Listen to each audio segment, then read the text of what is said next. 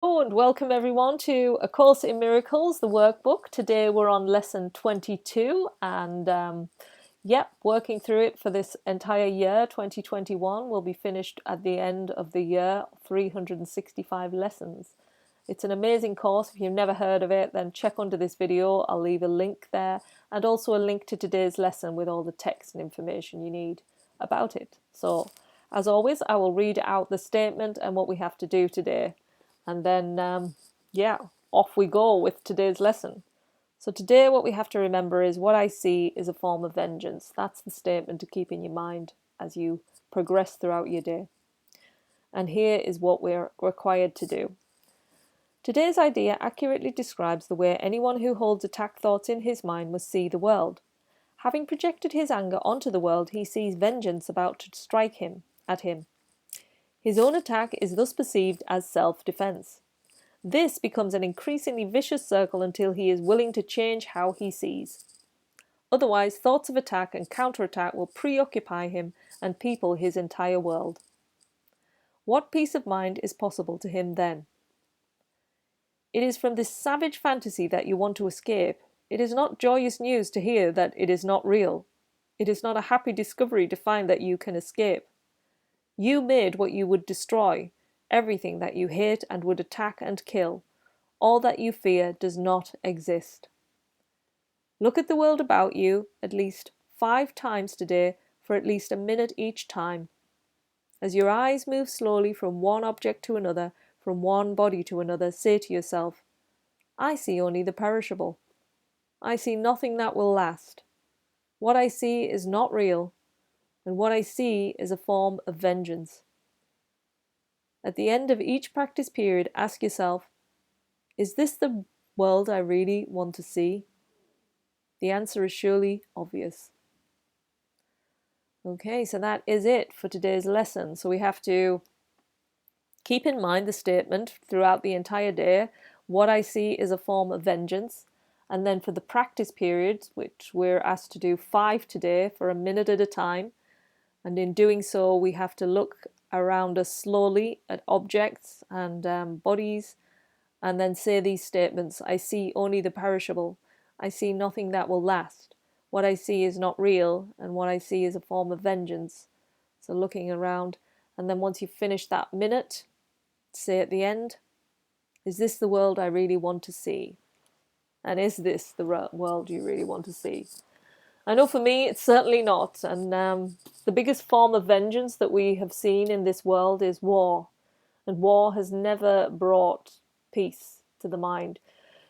The ego thinks it's won because it's won the competition one side, but how many people had to suffer for that win? You know, that's not peace. That's not the peace of mind that we're after here, you know. There should be no suffering in this world if we had a right mind. If we were in right mind, we wouldn't be... all this devastation in the world would not exist. And it doesn't exist in the world itself. It exists in the human mind. And that is where we're working towards to clear. Just to give you an example of a little experience in my world where I felt this. I used to work in a library. I was working on the reception desk in a resource centre, and a lady came up to the counter who was clearly angry, and she came at me wanting some prints done and just was like, here, you know, I need these, and da-da-da-da. And, you know, in my mind, I could have gone into attack, which I felt like it, you know, how dare you talk to me like this, I could have said. But at the time, I just felt, oh, just send her love, Janet, stay in that centered place, keep, you know, send her love, send her love. And that's all I said to myself in the mind. Well, I got these prints, and, you know, as she was asking me, you know, I stayed calm. I got the prints. I handed them back.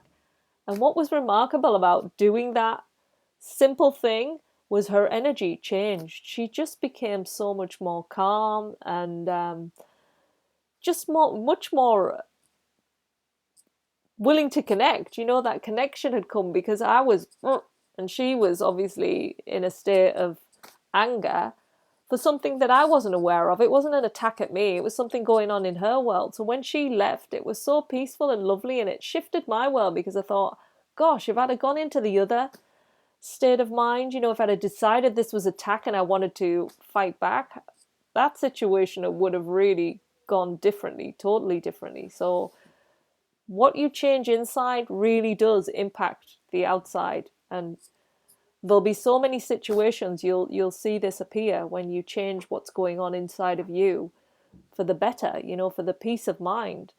I mean, we have a lot of unraveling to do. When we were kids, we're born, we take on our parents' beliefs, how they see the world. We then go into schools, we take on our teachers' beliefs, our peers' beliefs. Then we go into the working world, we take on the working beliefs, and on it goes. And we've all got so many different ways we see the world. And so we can easily clash because it's not going to match with that and that, and so nothing in the world is seen as neutral. It's all seen with a different slant on it, and those different slants cause the agitation in each other, and that's what we're aiming to change. So that's what today's lesson's all about, to see that you see vengeance, you see vengeance. What I see is a form of vengeance, a form of attack in different ways.